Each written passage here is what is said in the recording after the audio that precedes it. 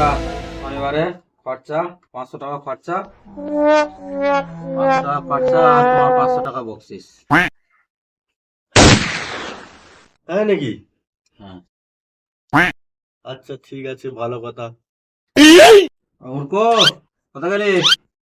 এই তো আমি এখানে এদিকে আয়। আসছি। বলো।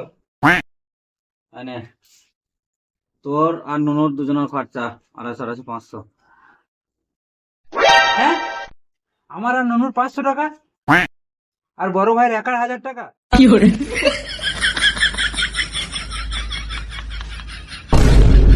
তুই ভোলার সঙ্গে তুলনা করছিস?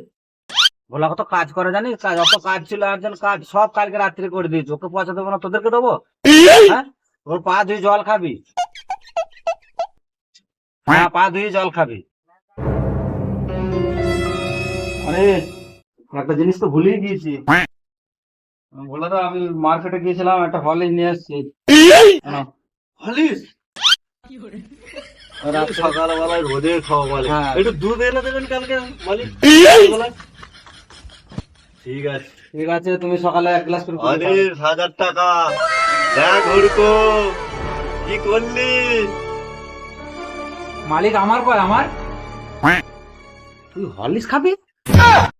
কাজ করে মামা করছে, সকালবেলা উঠে 1 গ্লাস লিকা চা খাবি, হরলিক্স খা। লিকার চা সকালবেলায়? কেমন একচোখো মালিক দেখেছো? শুধু বড় ভাই কি দেখে, আমাদের দুজনাকে দেখেই না। নুনু কোথায় গেল? নুনু, নুনু কই? কথা আছে, আয় এখানে আয়। বল হুড়কো, কি বলছিস? বলছি হ্যাঁ, মালিক বড় ভাইকে এত কিছু দিচ্ছে, 1000 টাকা দিল, তারপরে সকালে খাওয়ার জন্য হরলিক্স দিল। বড় ভাই কি মালিককে জাদু টোনা করেছে? কালা জাদু ফাদু কিছু করেছে নাকি বলতো? হ্যাঁ রে মারা, মনে হচ্ছে তাই করেছে। বড় ভাই আসার পর থেকে তো আমাদের ঘরের মালিক চিনতেই পারছে না, পুরো কুত্তার খাল করে দিয়েছে। কি করা যায় বলতো? ব্যবস্থা তো করতে হবে। ব্যবস্থা তো করবি, তার আগে বড় ভাই একটা কিছু ব্যবস্থা করতে হবে। বড় ভাইয়ের ব্যবস্থা আগে করতে হবে।